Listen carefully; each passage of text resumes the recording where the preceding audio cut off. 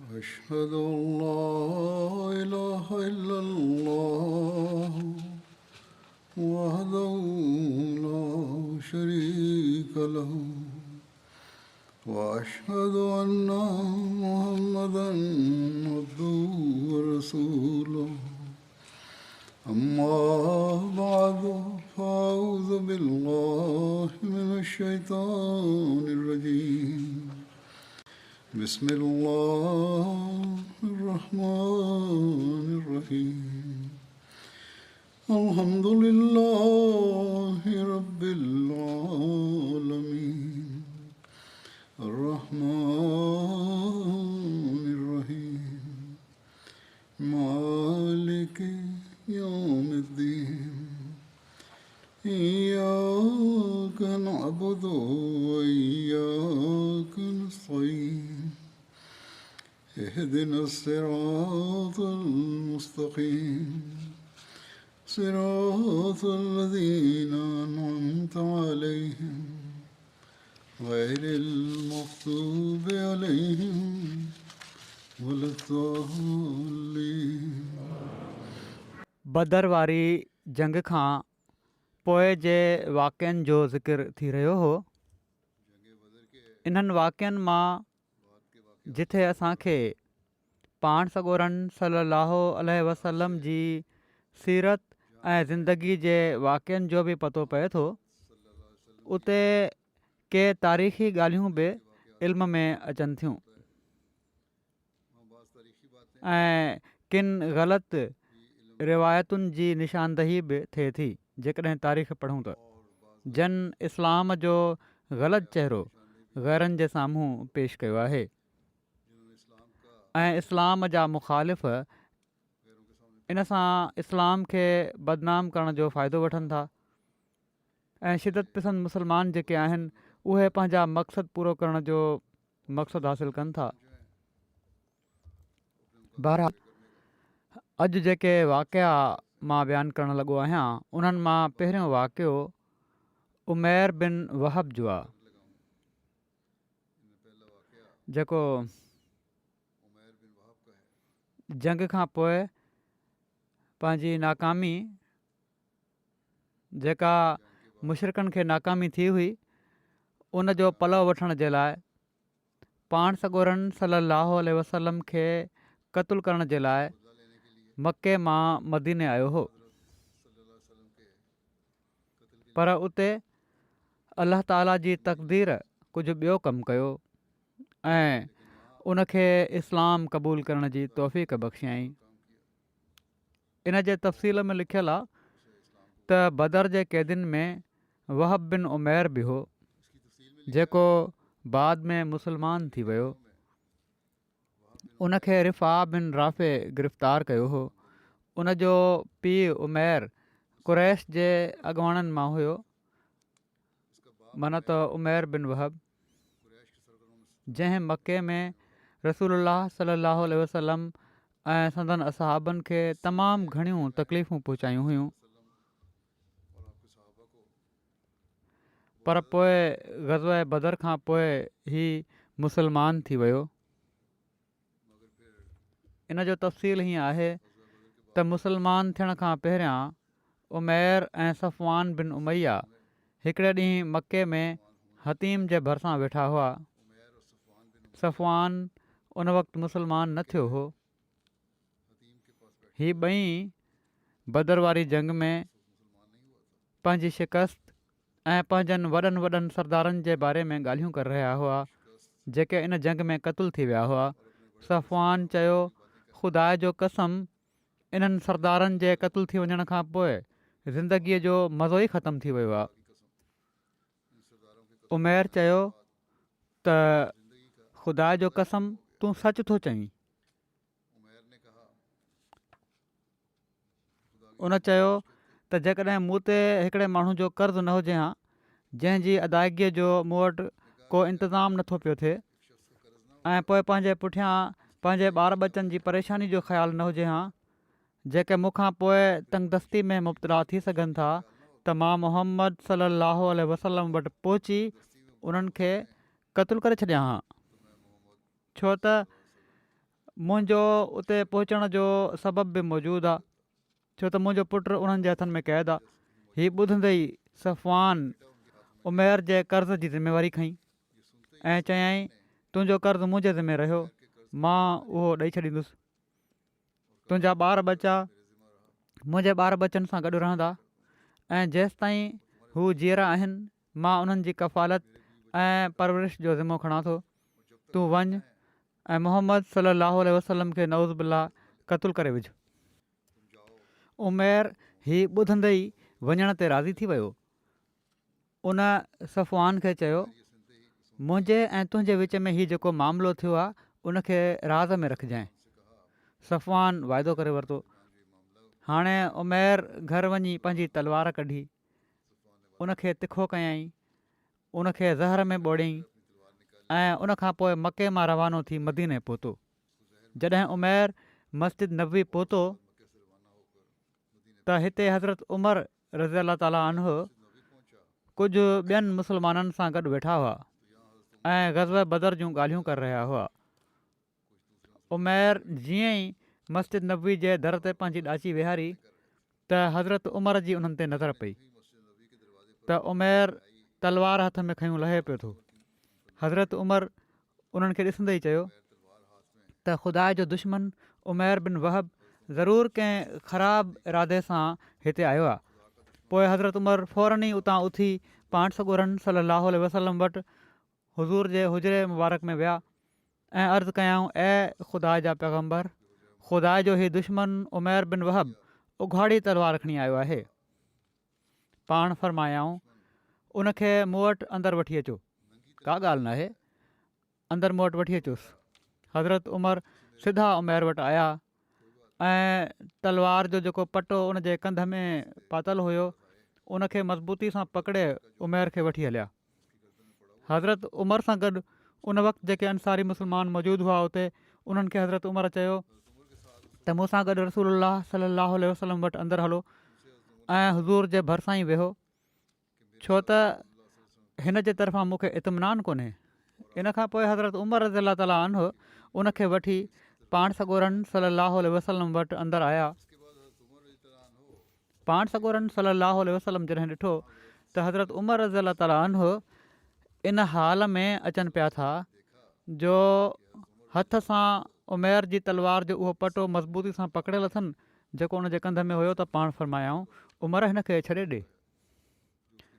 पोइ पाण फ़रमायाऊं, उमैर वेझो अचु।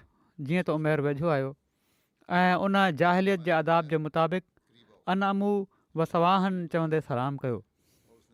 पाण सॻोरन सलाहु वसलम फ़रमायो, उमैर, असांखे इस्लाम तुंहिंजे हिन सलाम खां बहितर सलाम सां सरफराज़ फ़रमायो आहे, जेको जन्नत वारनि जो सलाम आहे। तूं छा लाइ आयो आहीं?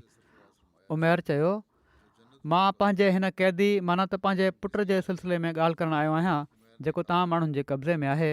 मुंहिंजी दरख़्वास्त आहे त इन सिलसिले में तव्हां माण्हू सुठो ऐं नेक मामिलो कयो। पाण फ़रमायाऊं, उन जी उघाड़ी तलवार ॾिसी, पोइ हिन तलवार जो छा मतिलबु आहे? उमैर चयो, ख़ुदा हिन तलवार खे तबाह करे, छा तव्हां असांखे कंहिं क़ाबिल छॾियो आहे? हिन तलवार पहिरियां कहिड़ो असांजो साथ ॾिनो आहे। पाण फ़रमायाऊं, मूंखे सच सच ॿुधाए त तूं कहिड़े मक़सद सां आयो आहीं? हुज़ूर खे उन जी ॻाल्हि ते यकीन न आयो। उमैर चयो, मां वाक़ई इन खां सवाइ ॿिए कंहिं इरादे सां न आयो त पंहिंजे क़ैदी जे बारे में तव्हां सां ॻाल्हि कयां। तॾहिं पाण सॻोरन सल्लल्लाहु अलैहि वसल्लम फ़रमायो, न, ऐं पर हिकिड़े ॾींहुं तूं ऐं सफ़वान बिन उमैया हतीम वटि वेठा हुओ ऐं कुरैश जे उन्हनि मक़तूलनि जूं ॻाल्हियूं करे रहिया हुओ जिन खे बदर वारी जंग में क़तलु करे खॾ में विधो वियो हुयो। उन वक़्तु तूं सफ़वान खे चयो हुयो त जेकॾहिं मूं ते हिकिड़ो कर्ज़ु न हुजे हा ऐं पंहिंजे ॿार बचनि जो फ़िकिर न हुजे हा त मां वञी मोहम्मद खे क़तलु करे छॾियां हा। सफ़वान, मुंहिंजे क़तल जी शर्त ते तुंहिंजो कर्ज़ु लाहिणु ऐं ॿार बचनि जी ज़िमेवारी खईं हुई। उमैर फ़ौरन चयो, पाण सॻोरन सल्लल्लाहु अलैहि वसल्लम खे हीअ सभई ॻाल्हियूं अलाह ताला ॿुधाए छॾियूं हुयूं। अहिड़ी तरह थियो, हीअ ॿुधाईं त हिन रवायत में हीअ लिखियलु आहे त फ़ौरन चयईं त मां शाहिदी ॾियां थो त तव्हां अलाह जा रसूल आहियो। या रसूलल्लाह, तव्हां वटि आसमान तां जेके ख़बरूं ईंदियूं आहिनि ऐं जेका तव्हां ते वही नाज़िल थींदी आहे असां उनखे कूड़ो कंदा हुआसीं ऐं जेसि ताईं इन मामले जो तालुक़ु आहे त उन वक़्तु हतीम वटि मूं ऐं सफ़वान खां सवाइ टियों को शख़्स उते मौजूदु न हुयो ऐं न ई कंहिंखे असांजी इन ॻाल्हि ॿोल जी ख़बर आहे। तंहिं करे ख़ुदा जो कसम अलाह ताला खां सवाइ तव्हांखे ॿियो को इन जी ख़बर नथो ॾेई सघे। सो हमद अलाह जे लाइ आहे जंहिं इस्लाम ॾांहुं असांजी रहनुमाई ऐं हिदायत फ़रमाई ऐं मूंखे इन वाट ते हलण जी तौफ़ीक़ बख़्शियईं। इन खां पोइ उमैर कलम शहादत पढ़ियो। पोइ पाण सॻोरनि सलाहु अलैहि वसल्लम असहाबनि खे फ़रमायो त पंहिंजे भाउ खे दीन जी तालीम ॾियो ऐं हिन खे क़ुर शरीफ़ पढ़ायो ऐं हिन जे क़ैदी खे आज़ादु करे छॾियो। असहाबनि फ़ौरन ई हुकुम जी तामील कई। पोइ हज़रत उमैर पाण सॻोरनि सलाहु अलैहि वसल्लम खे अर्ज़ु कयो, या रसूल अल्लाह, मां हर वक़्तु अलाह जे नूर खे विसाइण जी कोशिशि में लॻो रहंदो हुउसि ऐं जेके माण्हू अलाह जे दीन खे क़बूलु करे चुका हुआ उन्हनि खे ज़बरदस्त तकलीफ़ूं पहुचाईंदो हुउसि। हाणे मां पसंदि थो कयां त तव्हां मूंखे मके वञण जी इजाज़त ॾियो त जीअं उते मके वारनि खे अलाह ॾांहुं सॾियां ऐं इस्लाम जी दावत ॾियां। मुमकिन आहे अलाह ताला उन्हनि खे हिदायत अता फ़रमाए छॾे, न त पोइ मां हिननि माण्हुनि खे हिननि जी बुत परस्ती जे करे अहिड़ी तरह तकलीफ़ूं पहुचाईंदुसि जीअं मां इस्लाम जे करे तव्हांजे असहाबनि खे तकलीफ़ूं पहुचाईंदो रहियो आहियां। पाण सॻोरनि सलाहु अलैहि वसल्लम उनखे मके वञण जी इजाज़त अता फ़रमाए छॾी, तकलीफ़ूं पहुचाइण जे लाइ न ऐं पर तबलीग जे लाइ। जीअं त हू मके वापसि पहुची विया ऐं उन्हनि जा पुट वहब बिन उमैर बि मुस्लमान थी विया। हेॾां उमैर जे मके मां रवानो थियण खां पोइ सफ़वान माण्हुनि खे चवंदो हुयो त मां तव्हांखे हिकिड़े वाक़े जी ख़ुशख़बरी ॿुधायां थो जेको तमामु जल्द थियण वारो आहे ऐं इन जे नतीजे में तव्हां बदर वारी जंग जे हादसे ऐं मुसीबत खे विसारे छॾींदव। सफ़वान अचण वारे सुवार खां उमैर जी कारगुज़ारी जे बारे में पुछंदो हुयो। आख़िर हिकिड़ो सुवार मके पहुतो। उन सफ़वान खे ॿुधायो त उमैर इस्लाम क़बूलु करे चुका आहिनि। सफ़वान हलफ़ खयो त मां कॾहिं बि इन सां न ॻाल्हाईंदुसि ऐं कॾहिं इनखे को फ़ाइदो न पहुचाईंदुसि। इन खां पोइ जॾहिं उमैर मके पहुता, हाणे त हू मुस्लमान थी विया हुआ, त हू पहिरियां सफ़वान जे घर न विया ऐं पर सिधा पंहिंजे घर विया। उते उन्हनि पंहिंजे घर वारनि जे साम्हूं पंहिंजे इस्लाम जो ऐलान कयो ऐं उन्हनि खे मुस्लमान थियण जी दावत ॾिनी। जॾहिं सफ़वान खे इन ॻाल्हि जी ख़बर पई त उन चयो, मां पहिरियां ई सम्झी वियो हुयुसि त छो हू पहिरियां मूं वटि अचण जे बदिरां पंहिंजे घर वियो आहे। हू बेदीन ऐं गुमराह थी वियो आहे। हाणे मां उन सां कॾहिं बि न ॻाल्हाईंदुसि ऐं न उनखे ऐं न उनजे घर वारनि खे कॾहिं बि मुंहिंजी ज़ात मां को फ़ाइदो पहुचंदो। मुशरिक़ बि पंहिंजे शिरक खे दीन सम्झंदा हुआ ऐं हिकु ख़ुदा जी इबादत खे गुमराही। अॼुकल्ह बि इहो ई हाल आहे। इन खां पोइ उमैर सफ़वान बिन उमैया वटि पहुता ऐं उनखे सॾु करे चयऊं, तूं असांजे सरदारनि मां हिकिड़ो सरदार आहीं। तोखे ख़बर ई आहे त असां पथरनि जी पूॼा ऐं उन्हनि जे लाइ क़ुर्बानियूं कंदा हुआसीं। छा हीउ को दीन थियो? मां शाहिदी थो ॾियां त अलाह खां सवाइ को माबूद न आहे ऐं हीउ त मुहम्मद सलाहु अलैहि वसल्लम अलाह जा रसूल आहिनि। पर सफ़वान उमैर जी ॻाल्हि जो न को जवाबु ॾिनो ऐं न उन ॾांहुं ध्यानु कयईं। हिन वाक़े जे बारे में हज़रत मिर्ज़ा बशीर अहमद साहब सीरत ख़ातमुन्नबीयीन में बि लिखियो आहे त मके जा काफ़र जेके हींअर ताईं सिर्फ़ु ज़ाहिरी ज़ोर ऐं घमंड ते विढ़ी रहिया हुआ, हाणे हिकिड़े खुलियल मैदान में मुस्लमाननि खां शिकस्त खाई ॻुझियुनि ऐं परदे पुठियां साज़िशुनि ॾांहुं बि माइल थियणु लॻी पिया। जीअं त हीउ तारीख़ी वाक़ियो जेको बदर वारी जंग जे सिर्फ़ु कुझु ॾींहंनि खां पोइ थियो, इन ख़तरे जो हिकिड़ो बयन मिसाल आहे। लिखियलु आहे त बदर जे कुझु ॾींहंनि खां पोइ उमैर बिन वहब ऐं सफ़वान बिन उमैया बिन ख़ल्फ़ जेके ज़ी असर क़ुरैश मां हुआ, काबे जे अङण में वेठा बदर जे मक़तूलनि जो मातम करे रहिया हुआ ऐं उहे ॻाल्हियूं जेको पहिरियां ज़िक्र थी चुको आहे उहे वरजाए रहिया हुआ। पाण हिते तहरीर फ़रमायूं अथनि, उहे ॻाल्हियूं करे रहिया हुआ। इहो ई चई रहिया हुआ त हाणे जीअण जो मज़ो नाहे रहियो ऐं उमैर हीउ बि चयो त मां पंहिंजी जान खे ख़तरे में विझण जे लाइ तयारु आहियां जेकॾहिं मुंहिंजो कर्ज़ु न मूंखे झलींदो हुजे ऐं मुंहिंजे ॿारनि जो मूंखे फ़िकिर न हुजे त, ऐं मुंहिंजे वञण जो हिकिड़ो बहानो बि आहे। उन्हनि वटि मुंहिंजो पुटु उन्हनि वटि क़ैद आहे। उते वञी मां नवज़ बिल्ला पाण सॻोरन सलाहु आलैहि वसलम खे क़तलु करे छॾींदुसि। बहरहाल इन खां पोइ सफ़वान कर्ज़ लाहिण ऐं ॿारनि जी परवरिश करण जे बारे में वाइदो कयो, जहिड़ो की पहिरियां ॻाल्हि थी चुकी आहे। इन खां पोइ पाण हिते ई बि लिखियो अथनि त बहरहाल इन खां पोइ उमैर पंहिंजे घर आयो, तलवार ज़हर में ॿोड़े मके मां निकिरी पियो, मदीने पहुतो त हज़रत उमर जेके इन्हनि ॻाल्हियुनि में तमामु होशियारु हुआ, उनखे ॾिसी ॾिना ऐं फ़ौरन पाण सॻोरन सलाहु आलैहि वसलम खे वञी अर्ज़ु कयऊं त उमैर आयो आहे ऐं मूंखे इन जे बारे में इत्मिनान न आहे। पाण सॻोरन सलाहु वसलम फरमायो, इन खे मूं वटि वठी अचो। हज़रत उमर उनखे वठण जे लाइ विया ऐं वेंदे असहाबनि खे बि चई विया त उमैर खे पाण सॻोरन सलाहु आलैहि वसलम सां मिलाइण जे लाइ आणियां थो। मूंखे इन तरफ़ां हालति का मुश्तबे मालूम थिए थी। तव्हां माण्हू पाण सॻोरन सलाहु वसलम वटि वञी वेहो ऐं होशियारु रहो। इन खां पोइ हज़रत उमर उमैर खे साण वठियूं, पाण सॻोरन सलाहु वसलम जी ख़िदमत में हाज़िर थिया। पाण उनखे नरमीअ सां पाण वटि विहारे पुछा कयऊं। पाण सॻोरन सलाहु वसलम उनखां पुछियो त उमैर ॿुधाए कीअं आयो आहीं? उमैर चयो त मुंहिंजो पुटु तव्हां वटि क़ैद आहे, उनखे छॾाइण जे लाइ आयो आहियां। पोइ पाण फरमायाऊं, हीअ तलवार छो ॻिची में पातल अथई? उन चयो, तव्हां तलवार जो छा था चओ? बदर में तलवारुनि कहिड़ो कमु कयो हुयो? वॾी होशियारी सां ॻाल्हियूं करणु लॻा। पाण फरमायाऊं, न सही सही ॿुधाए कीअं आयो आहीं? उन साॻी ॻाल्हि चई ऐं चयईं त उहा ई ॻाल्हि आहे जेका मां पहिरियां चई चुको आहियां त पुट खे छॾाइण जे लाइ आयो आहियां। पाण फरमायूं त ठीकु आहे, ॼण त तूं सफ़वान सां रलिजी काबे जे अंगण में का साज़िश नाहे कई?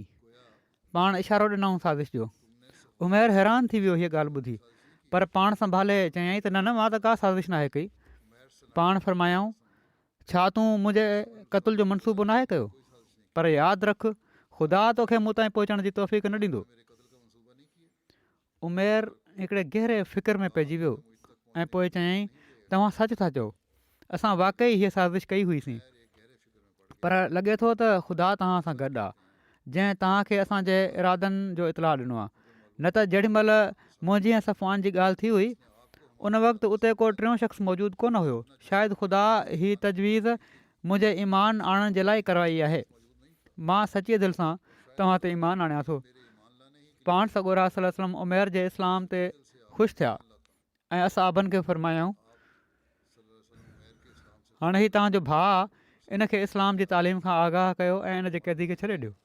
मक़सदु उमैर बिन वहब मुस्लमान थी विया ऐं तमामु जल्द उन्हनि ईमान ऐं इख़लास में नुमाया तरक़ी करे वरिती ऐं बिलाख़िर सदाकत जे नूर जा एतिरे क़दुरु आशिक़ थिया जो पाण सॻोरन सलाहु वसलम खे इसरार सां अर्ज़ु कयऊं त मूंखे मके वञण जी इजाज़त ॾियो त जीअं मां उते वञी माण्हुनि खे तबलीग कयां।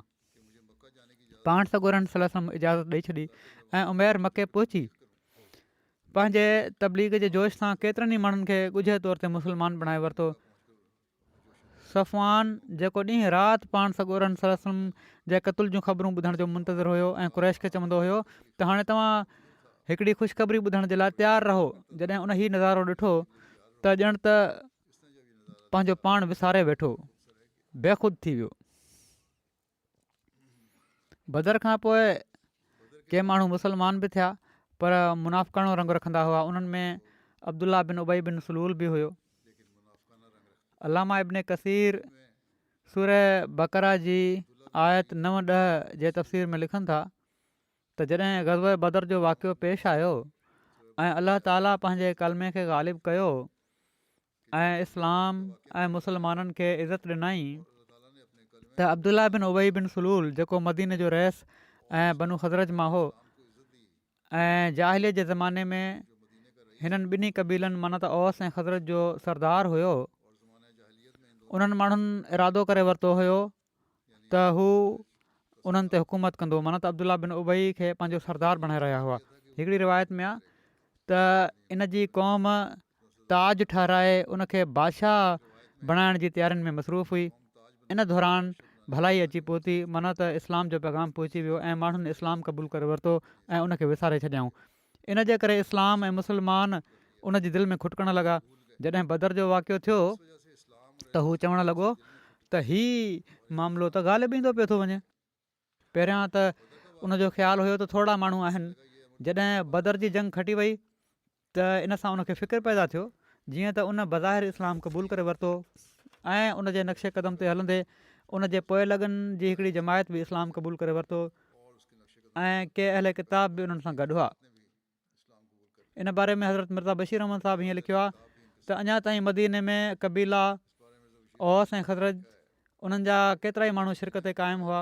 बदर जी फतह उन्हनि माण्हुनि में हिकिड़ी चुरपुर पैदा करे छॾी ऐं उन्हनि मां केतिरा ई माण्हू पाण सॻोरनि सलम जी इन अज़ीमुशान ऐं मौजदाणी फतह खे ॾिसी इस्लाम जी हक़ानियत जा क़ाइल थी विया ऐं इन खां पोइ मदीने मां बुतप्रस्त अंसर वॾी सूरत सां घटिजणु शुरू थी वियो।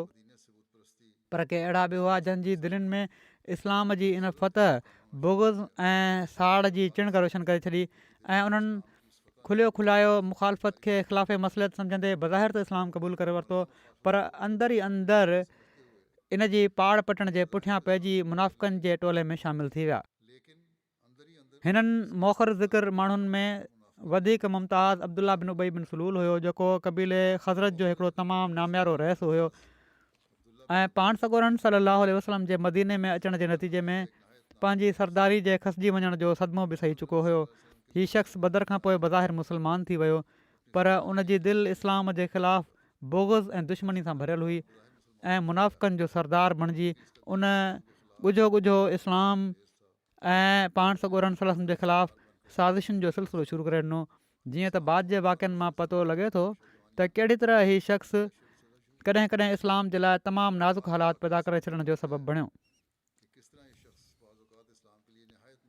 इन जी हिकिड़ी डिघी अलॻि तारीख़ आहे। ग़ज़वा बनू सुलैम या करकरतुल कुद्र, रसूलुल्लाह सल्लल्लाहु अलैहि वसल्लम जॾहिं ग़ज़वा बदर सां मोटिया त कुझु ॾींहंनि खां पोइ हुज़ूर खे इतलाह मिलियो त बनू सुलैम ऐं बनू गतफ़ान जा माण्हू करकरतुल कुद्र जी जॻह ते गॾु आहिनि ऐं मदीने ते हमले जी मनसूबाबंदी कनि पिया था। करकरतुल कुद्र हिकिड़े साफ़ मैदान में हिकिड़ो चश्मो हुयो, उनजो नालो आहे कुद्र।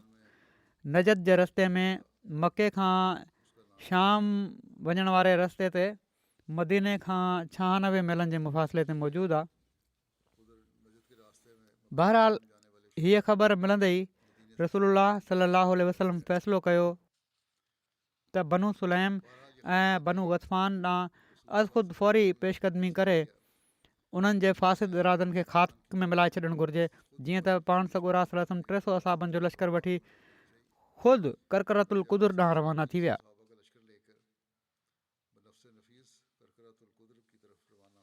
जंग ॾांहुं रवानगी जे बारे में मुख़्तलिफ़ राय आहिनि। इब्न असाक़ जे बकौल रसूलुल्लाह सल्लल्लाहु अलैहि वसल्लम ग़ज़वा बदर तां वापसी जे 7 ॾींहंनि खां पोइ आख़िर रमज़ान या शुरू शवाल 2 हिजरी में इन मुहिम ते रवाना थिया हुआ। तबक़ात इब्न सअद में लिखियलु आहे त ग़ज़वा बनू सुलैम 6 जमादुल ऊला ते पेश आयो। वाक़दी जे मुताबिक़ ग़ज़वा निस्फ़ मुहर्रम 3 हिजरी में पेश आयो। वाक़दी जूं रिवायतूं उमूमन कमज़ोर हूंदियूं आहिनि। हिन ग़ज़वे जी क़यादत ख़ुदि रसूलुल्लाह सल्लल्लाहु अलैहि वसल्लम फरमाई ऐं पाण सॻोरनि सल्लल्लाहु अलैहि वसल्लम जा अलमबरदार हज़रत अली हुआ ऐं इस्लामी झंडे जो रंग अछो हो। रसूलुल्लाह सल्लल्लाहु अलैहि वसल्लम मदीने शरीफ़ में हज़रत अब्दुल्ला इब्न उम्मे मक्तूम खे पंहिंजी आमद जो शर्फ़ अता फ़रमायो। हीअ बि चयो वञे थो त रसूलुल्लाह सल्लल्लाहु अलैहि वसल्लम इन मौक़े ते हज़रत सवा बिन उर्फ़त ग़िफ़ारी खे मदीने में पंहिंजो नाइब मुक़ररु कयो हुयो। बहरहाल हिननि ॿिन्ही ॻाल्हियुनि जी वज़ाहत हीअं कई वञे थी त इंतिज़ामी फ़ैसिलनि जे लाइ हज़रत सवा खे नियाबत ॾिनी वई ऐं हज़रत अब्दुल्ला इब्न मक्तूम खे मामूल मुताबिक़ निमाज़ पढ़ाइण ते मुक़ररु फ़रमायो वियो। बहरहाल दुश्मन खे जॾहिं ख़बर पई त हीउ इस्लामी लश्कर अचे पियो थो, 300 माण्हू अचनि पिया था, बनू सुलैम ऐं बनू गतफ़ान जे माण्हुनि ताईं हीअ ख़बर ओचितो पहुती। उन्हनि जे लाइ हीउ ॾाढो ग़ैर मुतवक़ियो हुयो डिॼी उहे माण्हू उतां वठी भॻा ऐं जबलनि जी चोटियुनि ते वञी पहुता। रसूलुल्लाह सलाहु वसलम इस्लामी लश्कर सां गॾु कुदुर वादी पहुता त पाण सॻोरनि सलम खे उठनि जे पेरनि जे निशाननि खां अलावा पाणी जा घाट बि नज़र आया, पर पाण सॻोरनि सलाहु वसलम खे इन इलाइक़े में दुश्मन जो उन्हनि खे इन इलाइक़े में हिकिड़ो माण्हू बि न मिलियो। रसूलुल्लाह सलम असाब सॻोरनि जो हिकिड़ो दस्तो वादी जे मथे पासे रवानो फ़रमायो ऐं ख़ुदि कंहिं मज़ाहमत खे मुंहुं ॾिए बिना वादी जे बतन में हलिया विया। उते पाण सॻोरनि सलम खे इन्हनि क़बीलनि जा कुझु धनार नज़र आया। उन्हनि में यसार नाले हिकिड़ो ग़ुलाम बि हुयो। पाण सॻोरनि सलम उनखां बनू सुलैम ऐं गतफ़ान जे माण्हुनि जे बारे में पुछा कई। उन जवाबु ॾिनो त मूंखे इन जे बारे में का ख़बर नाहे, मां त बसि उठनि खे पाणी पीआरींदो आहियां। किन खे 5 ॾींहं किन खे 4 ॾींहुं उन्हनि जी वारी ईंदी आहे ऐं मक़ामी माण्हू चश्मनि ॾांहुं मथे चढ़ी विया आहिनि, जॾहिं त असां उठनि जे धणनि सां इन मामले खां बिल्कुलु अलॻि थलॻ आहियूं। बहरहाल पाण सॻोरनि सलम छो त ही जंग जे इरादे सां माण्हू आयल हुआ, उन्हनि जो सामान हुयो, पाण उठनि ऐं धनारनि खे गिरफ़्तार करे वरितऊं। 3 रातियूं पाण उते क़याम फ़रमायाऊं। हिकिड़ी रिवायत जे मुताबिक़ 10 रातियूं पाण मुक़ीम रहिया। जेतिरो वक़्तु पाण सॻोरा सलम उते रहिया, कंहिंखे बि पाण सॻोरनि सलाहु वसलम जे मुक़ाबले में अचण जी ज़रूरत न थी। अहिड़ी तरह पाण सॻोरा सलाहु वसलम बिना कंहिं लड़ाई जे फ़ातिह थी वापसि अची विया। हिकिड़ी रिवायत में बयानु थियो आहे त पाण सॻोरनि सलाहु वसलम खे जेके उठ गनीमत जे माल तौरु मिलिया, उन्हनि जो अंगु 500 हुयो, छो त ही माण्हू जंग जे मक़सद सां आयल हुआ ऐं पंहिंजो माल उते छॾे विया हुआ।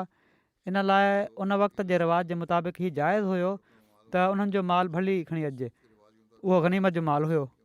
पाण सॻोरनि सलम उनजो ख़ुम्स कढियो, बाक़ी 400 मुस्लमाननि में विरहाए छॾियऊं। हर मुजाहिद खे 2-2 उठ मिलिया। हीउ लश्कर 200 मुजाहिदनि ते ॿधलु हुयो। यसार हुज़ूर जे हिसे में आयो त पाण हुनखे आज़ादु करे छॾियऊं। उहो धनार हुयो, उनखे पाण आज़ादु करे छॾियऊं। पाण सॻोरा सलम इन मुहिम जे लाइ 15 ॾींहंनि ताईं मदीने खां ॿाहिरि रहिया। इन जो तफ़सील हज़रत मिर्ज़ा बशीर अहमद साहिबु सीरत ख़ातमुन नबीयीन में हीअं लिखियो आहे त हिजरत खां पोइ मके जे कुरैश मुख़्तलिफ़ अरब जे क़बीलनि जो दौरो करे केतिरनि ई क़बीलनि खे मुस्लमाननि जो जानी दुश्मन बणाए छॾियो हुयो। इन्हनि क़बीलनि में ताक़त ऐं जथे जे लिहाज़ खां वधीक अहम अरब जे वस्ती इलाइक़े नजद जा रहण वारा 2 क़बीला हुआ, जंहिंजो नालो बनू सुलैम ऐं बनू गतफ़ान हुयो। ऐं मके जे कुरैश इन्हनि 2 क़बीलनि खे ख़ुसूसियत सां पाण सां ॻंढे मुस्लमाननि जे ख़िलाफ़ु खड़ो करे छॾियो हुयो। जीअं त सर विलियम मेयर बि लिखे थो त मके जे कुरैश पंहिंजी तवजो इन नजदी इलाइक़े ॾांहुं कई ऐं इन इलाइक़े जे क़बीलनि सां पहिरियां खां बि वधीक गहरा तालुकात क़ाइमु करे वरिता ऐं इन वक़्त खां पोइ क़बीला सुलैम ऐं गतफ़ान मोहम्मद सलाहु वसलम जा सख़्तु दुश्मन थी विया ऐं उन्हनि जी इन दुश्मनी मुस्लमाननि जे ख़िलाफ़ अमली सूरत अख़्तियार करे वरिती। जीअं त कुरैश जी इश्तियाल अंगेज़ी ऐं अबू सुफ़ियान जे अमली नमूने जे नतीजे में उन्हनि मदीने ते हमले आवर थियण जो पको इरादो करे वरितो। ही मुस्तशरिक़ आहे, उन बि ही मञियो आहे त हू गॾु थी विया ऐं हमिलो करणु चाहिनि पिया मदीने ते। इन लाइ जेको बि उन्हनि सां वर्ताउ थियो, जेको गनीमत जो माल आंदाऊं, उहो बिल्कुलु जाइज़ हुयो। बहरहाल अॻिते हज़रत मिर्ज़ा बशीर अहमद साहिबु लिखनि था, जीअं त जॾहिं पाण सॻोरा सलम बदर तां वापसि आया त अञा पाण सॻोरनि सलम खे मदीने पहुते सिर्फ़ु 2-3 ॾींहं ई गुज़रिया हुआ जो हुज़ूर सलम खे इतलाह मिलियो त क़बीलनि सुलैम ऐं गतफ़ान जो हिकिड़ो वॾो लश्कर मदीने ते हमिलो करण जी नियत सां करकरतुल कुदर में गॾु थी रहियो आहे। जंग बदर जे एॾो वेझो इन इतलाह जो अचणु ई ज़ाहिर करे थो त जॾहिं कुरैश जो लश्कर मुस्लमाननि जे ख़िलाफ़ु हमलियावर थियण जी नियत सां मके मां निकितो हुयो त कुरैश जे रहसन उन ई वक़्तु क़बीलनि सुलैम ऐं गतफ़ान खे हीउ पैगाम मोकिले छॾियो हूंदो त तव्हां ॿिए पासे खां मदीने ते हमलियावर थी वञो। या हीअ बि मुमकिन आहे त जॾहिं अबू सुफ़ियान पंहिंजे क़ाफ़िले सां गॾु बची निकिरी वियो त उन कंहिं कासिद वग़ैरह जे ज़रिए हिननि क़बीलनि खे मुस्लमाननि जे ख़िलाफ़ु निकिरण जी तहरीक कई हुजे। बहरहाल अञा पाण सॻोरा सरसम बदर वारी जंग मां फ़ारिग थी मदीने पहुता ई हुआ जो हीउ ख़ौफ़नाक इतलाउ मिलियो त क़बीला सुलैम ग़फ़ान मुस्लमाननि ते हमिलो करण वारा आहिनि। हीअ ख़बर ॿुधी पाण सॻोरा सलाहु वसलम फ़ौरन असाबनि जी हिकिड़ी जमियत खे साण वठी पेशबंदी तौरु नजद ॾांहुं रवाना थी विया। पर जॾहिं पाण सॻोरा वसलम केतिरनि ई ॾींहंनि जो तकलीफ़ वारो सफ़र तइ करे मौज़ा अल क़दर जे करकर माना त साफ़ मैदान में पहुता त ख़बर पई त बनू सुलैम ऐं बनू ग़फ़ान जा माण्हू इस्लाम जे लश्कर जी आमद जी ख़बर ॿुधी जबलनि में वञी लिकिया आहिनि। पाण सॻोरनि सलाहु उन्हनि जी ॻोल्हा में मुस्लमाननि जो हिकिड़ो दस्तो रवानो फ़रमायो ऐं ख़ुदि वादी जे बदन ॾांहुं वधिया, पर उन्हनि जो को निशान न लधो। अलबत उन्हनि जे उठनि जो हिकिड़ो वॾो धण उन वादी में चढ़ंदे मिली वियो, जंहिं ते जंग जे क़ानूननि तहत जेके उन वक़्तु जंग जा क़ानून हुआ असाबनि कब्ज़ो करे वरितो ऐं उनखां पोइ पाण सॻोरा सलाहु मदीने वापसि मोटी आया। हिननि उठनि जो धनार हिकिड़ो यसार नाले ग़ुलाम हुयो जेको उठनि सां क़ैद कयो वियो। इन शख़्स ते पाण सॻोरनि सलाहु जी सोबत जो अहिड़ो असरु थियो जो अञा घणो वक़्तु न गुज़रियो हुयो जो हू मुस्लमान थी वियो ऐं तोड़े पाण सॻोरनि सलाहु आदत मुताबिक़ उनखे अहसान तौरु आज़ादु करे छॾियो, पर हू मरण घड़ी ताईं हुज़ूर जी ख़िदमत खां जुदा न थियो।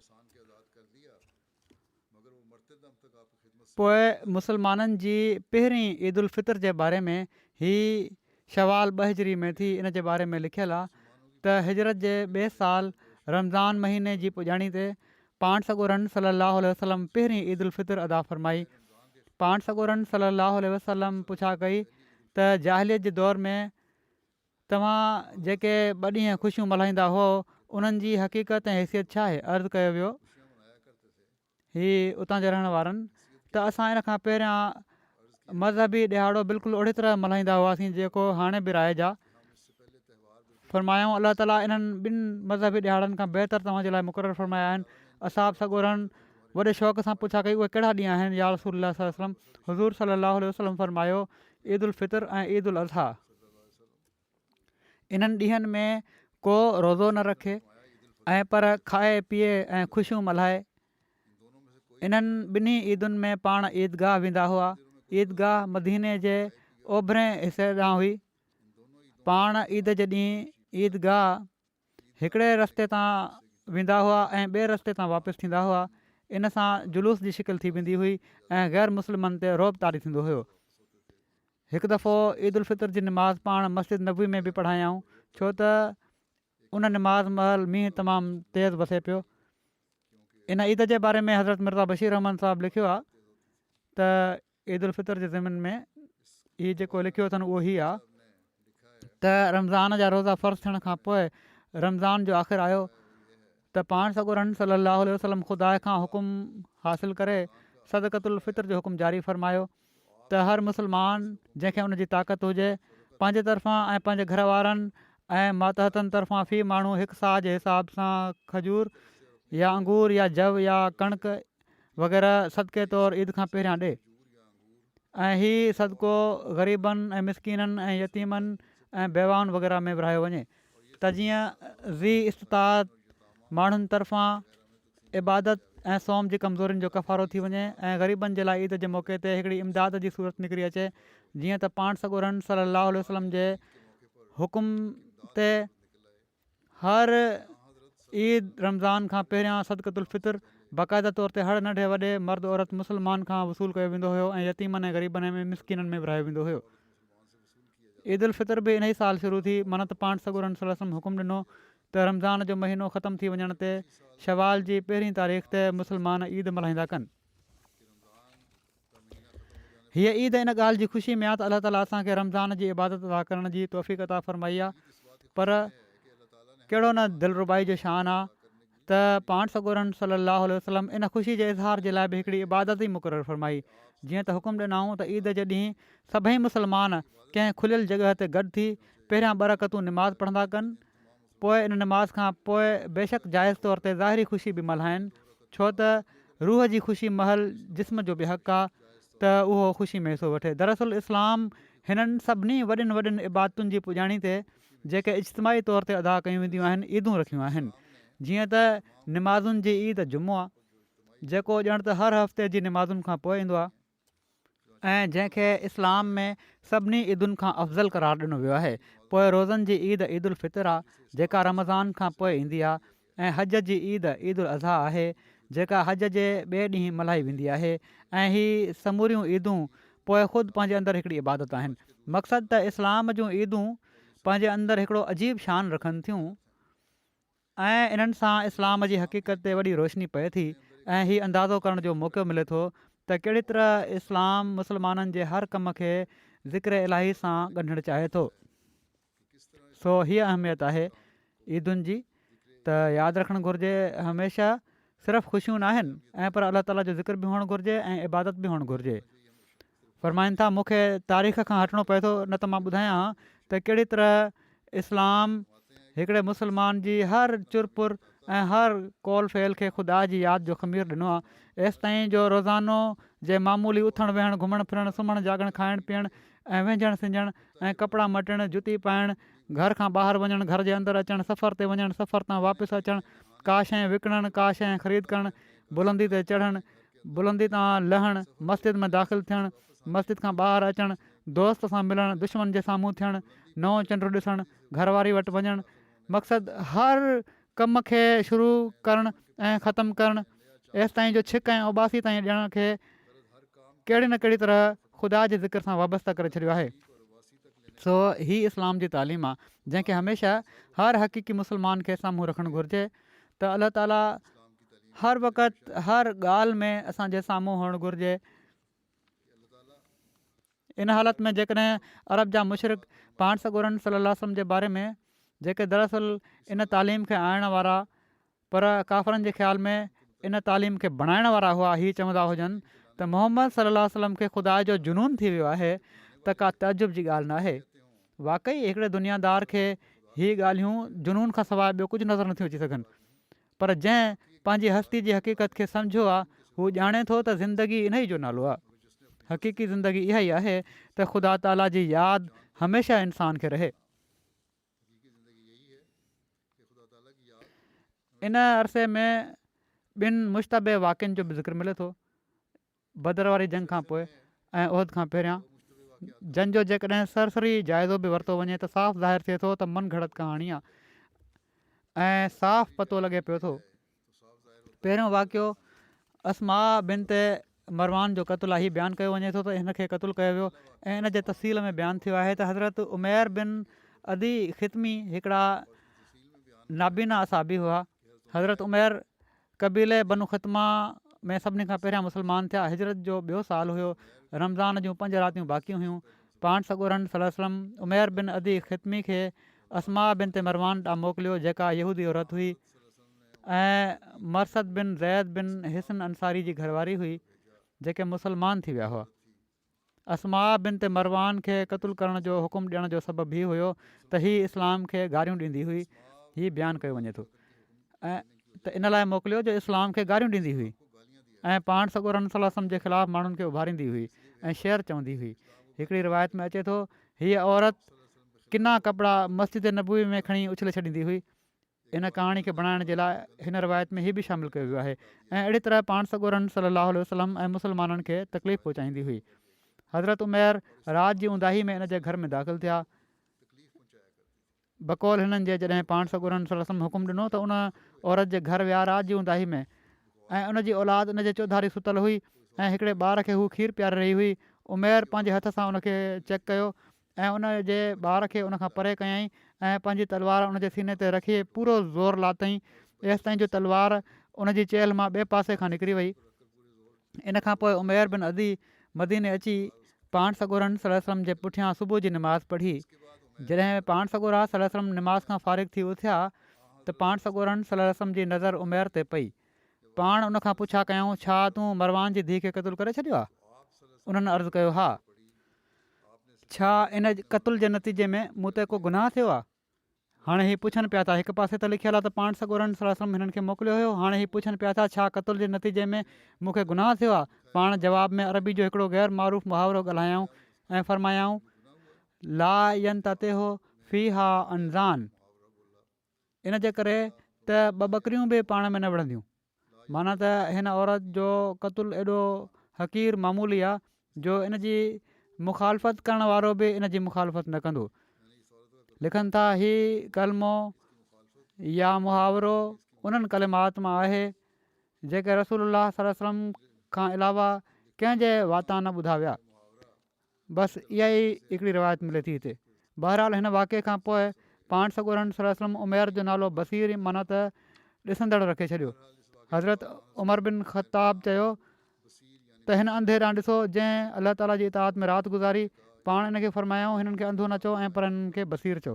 हिकिड़ी रिवायत में अस्मा जे क़तल जो वाक़ियो हीअं बयानु थियो आहे त जॾहिं रसूलुल्लाह सल्लल्लाहु अलैहि वसल्लम अस्मा बिन मरवान जे क़तल जो इरादो कयो त माण्हुनि खे फरमायाऊं छा को माण्हू आहे जेको असांखे हिन औरत खां निजात ॾियाराए सघे। इन ते उमैर बिन अदी चयो त इन खे ख़तमु करणु मुंहिंजे ज़िमे आहे। इन खां पोइ ई अस्मा वटि पहुता। उहा औरत खजूर विकिणी रही हुई।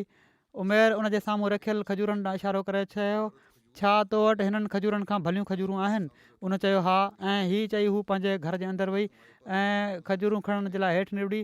हू चवनि था त मां साॼे खाॿे ॾिठो, मां उन जे मथे ते धकु हयो ऐं उनखे क़तलु करे छॾियो। तॾहिं पाण सॻोरनि सल्लल्लाहु अलैहि वसल्लम असाब सॻोरनि खे फरमायो जेकॾहिं तव्हां अहिड़े शख़्स ॾांहुं ॾिसणु चाहियो था जंहिं अलाह ऐं उन जे रसूल जी नुसरत कई आहे त उमैर बिन अदी खे ॾिसी वठो। हिकिड़ी रिवायत में हीअ आहे त जॾहिं रसूलुल्लाह सल्लल्लाहु अलैहि वसल्लम अस्मा बिन ते मरवान जो क़तलु जाइज़ करार ॾिनो त हज़रत उमैर बासी हुई त जेकॾहिं अलाह ताला पंहिंजे रसूल सल्लल्लाहु अलैहि वसल्लम खे बदर वारी जंग तां ख़ैरियत सां मदीने पहुचणु नसीबु फ़रमायो त मां अस्मा खे क़तलु करे छॾींदुसि। बदर जी जंग ऐं इन्हनि चयो त जंग तां वापसी ते मां क़तलु करे छॾींदुसि। जीअं त जॾहिं रसूलुल्लाह सल्लल्लाहु अलैहि वसल्लम बदर मां कामयाब ऐं कामरान थी मदीने शरीफ़ वापसि अची विया त हज़रत उमैर पंहिंजी बास पूरी करण जे लाइ अस्मा जे घर वञी उनखे क़तलु कयो। हिकिड़ी रिवायत में अचे थो त अस्मा बिन ते मरवान खे क़तलु करण खां पोइ जॾहिं हज़रत उमैर उन पाड़े में वापसि आया त उन औरत जा पुट हिकिड़े टोले सां पंहिंजी माउ खे दफ़न करे रहिया हुआ। उमैर खे ॾिसी उन्हनि चयो उमैर छा तूं हिन खे क़तलु कयो आहे? उन्हनि चयो हा। पोइ चयाऊं फ़क़ीदूनी जमीअन सुम्ह ला तुंदिरून, सो तव्हां सभई रलिजी मुंहिंजे ख़िलाफ़ु चालू हलो, पोइ मूंखे का मोहलत न ॾियो। मूंखे उन ज़ात जो कसम जंहिंजे दस्ते तसरुफ़ में मुंहिंजो साह आहे, जेकॾहिं तव्हां सभई रलिजी बि उहे ॻाल्हियूं चओ जेके हीअ औरत चवंदी हुई त मां तव्हां सभिनी जा कंध पंहिंजी हिन तलवार सां उॾाइणु शुरू करे ॾींदुसि एसि ताईं जो या त मां शहीद थी वेंदुसि या तव्हांखे जहन्नुम में पहुचाए छॾींदुसि। उन ॾींहं खां क़बीले बनु ख़तमा में खुली इस्लाम पखिड़िजणु लॻो। न त इन खां पहिरियां उन्हनि में जेके माण्हू मुस्लमान थी चुका हुआ उहे बि पंहिंजो मुस्लमान हुअणु लिकाईंदा हुआ। अलामा सुहेली लिखियो आहे त अस्मा खे क़तलु करण वारा उन जा घर वारा हुआ ऐं किताब इस्तियाब में हज़रत उमैर जे हालात तहत लिखियलु आहे त उन्हनि पंहिंजी भेण खे बि क़तलु कयो हुयो छो त हू रसूलुल्लाह सल्लल्लाहु अलैहि वसल्लम खे गारियूं ॾींदी हुई। पर इस्तियाब में उमैर जी भेण जो नालो मज़कूर न आहे। त हीअ सॼी कहाणी बयानु कई वई आहे। तारीख़ ऐं सीरत जे किन किताबनि में हीउ वाक़ियो मिले थो पर सहाय सिता ऐं हदीस जे कंहिं बि मोतबर किताब में इन जो तज़किरो कोन्हे।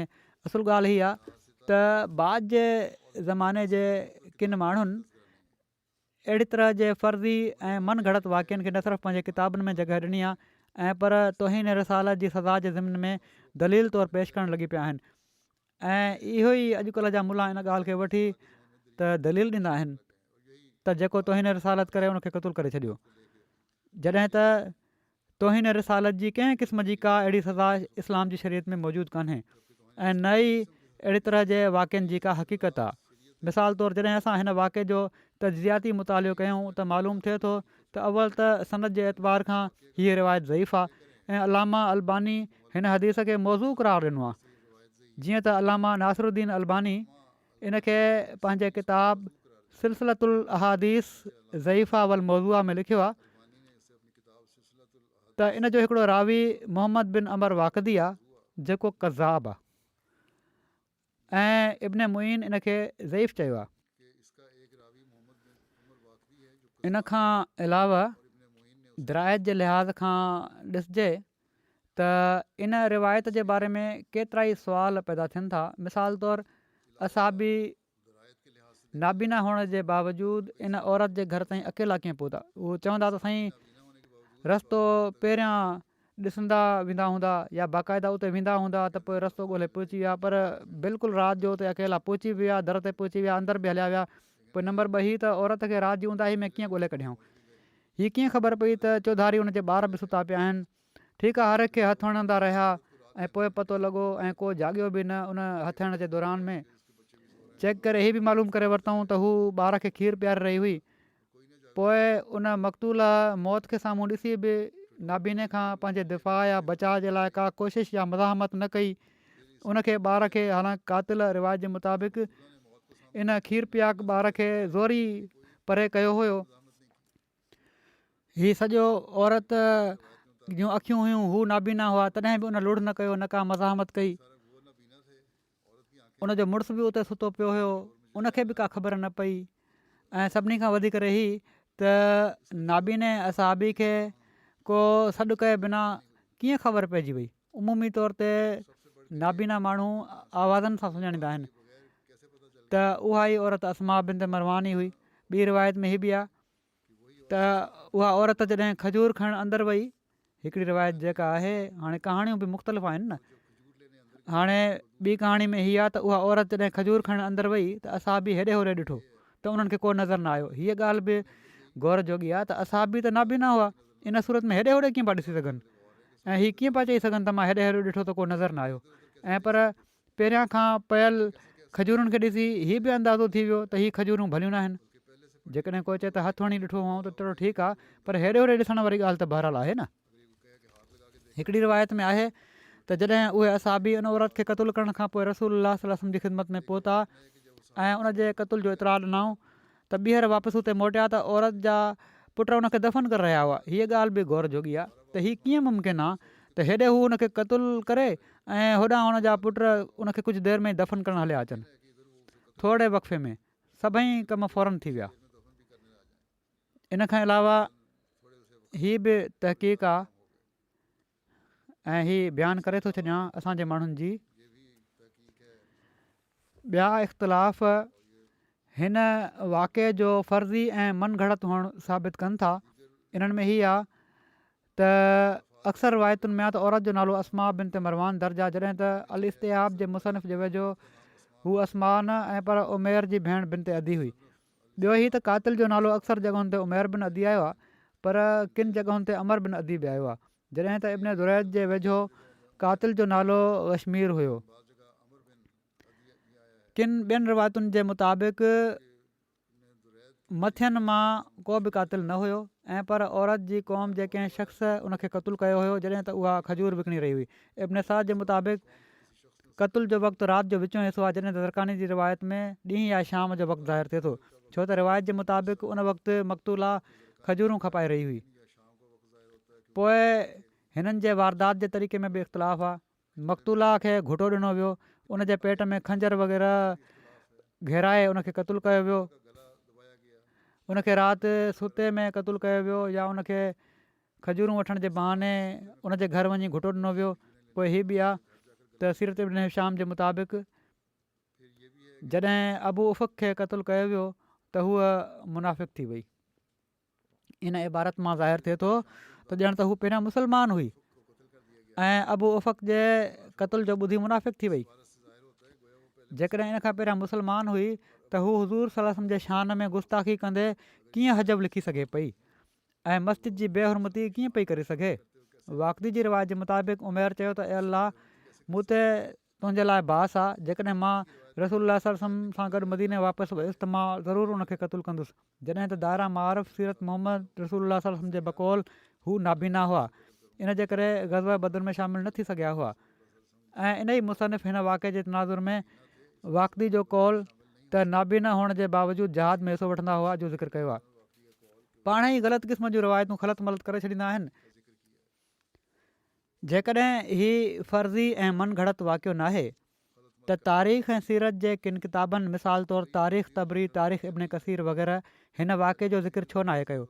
सिर्फ़ु कुझु किताबनि मिसाल तौरु तबक़ातुल कुबरा, इब्न सअद वग़ैरह थोरो मथाछिरो ज़िक्र कयो आहे, जॾहिं त कुझु किताबनि उको ई हिन वाक़े जो तज़किरो ताईं नाहे कयो। पर वाक़दी हिन वाक़े जो ज़िक्र निस्बतन तफ़सील सां बयानु कयो आहे। हदीस जे किताबनि में बि हिन वाक़े जो ज़िक्र नथो मिले। हालांकि मुसनिफ़नि हदीस जे किताबनि में हिननि सभिनी रिवायतुनि खे पंहिंजे किताबनि में जॻह ॾिनी आहे जेके रसूलुल्लाह सल्लल्लाहु अलैहि वसल्लम ॾांहुं मनसूब थियनि थियूं। त पोइ हिन वाक़े जो ज़िक्र छो न कयो अथनि। पोइ हीअ बि आहे त हिन रिवायत जे मुताबिक़ जेको रसूलुल्लाह सल्लल्लाहु अलैहि वसल्लम ख़ुदि उन असहाबी खे उन औरत खे क़तलु करण जे लाइ मोकिलियो हुयो, त पोइ असहाबीअ जो रसूलुल्लाह सल्लल्लाहु अलैहि वसल्लम खां इहो पुछणु इन जो छा मतिलबु आहे त छा मूंखे इन जे क़तलु करण सां गुनाह त न मिलंदो, जहिड़ो की मां पहिरियां बि चयो। जेकॾहिं हीउ वाक़ियो थियो हुजे हा त यहूदी लाज़मन हीअ चवनि हा त अमली तौर ते मुस्लमाननि पहिरियां अस्मा बिन ते मरवान खे क़तलु करे अहद टोड़ियो आहे ऐं मदीने जे अमुन खे ख़राबु करणु चाहियो आहे, जॾहिं त मौरखनि मिसाल तौरु अरूज़ुल उन्फ़ ऐं तारीख़ुल तबरी जो इतफ़ाक़ आहे त मुस्लमाननि ऐं यहूदियुनि जी पहिरीं मुख़ासमत ग़ज़वा बनू कैनुका आहे। त हीउ ख़ुदि यहूदियुनि जो को रद अमल अहिड़ो न आहे। तंहिं करे हीअ ॻाल्हियूं हिन वाक़े खे तमामु घणो मुश्तबे ऐं पर ग़लति साबित कनि थियूं। शिदत पसंदि मुलनि हिननि वाक़ियनि खे अहमियत ॾेई इस्लाम जी ख़ूबसूरत तालीम खे बदनाम कयो आहे ऐं अॼुकल्ह अहिड़ी तरह मन घड़त कहाणियूं बणाए हीअ अहमदनि जे ख़िलाफ़ बि शिदत पसंदी जो इज़हार कंदा रहंदा आहिनि ऐं माण्हुनि खे भड़काईंदा रहंदा आहिनि। मुला ॿियो वाक़ियो बि इन सां मिलंदड़ जुलंदड़ ई आहे, उहो इनशा अल्लाह आईंदा बयानु कंदुसि। उहो बि वाज़े तौर ते साबित थिए थो त ग़लति आहे।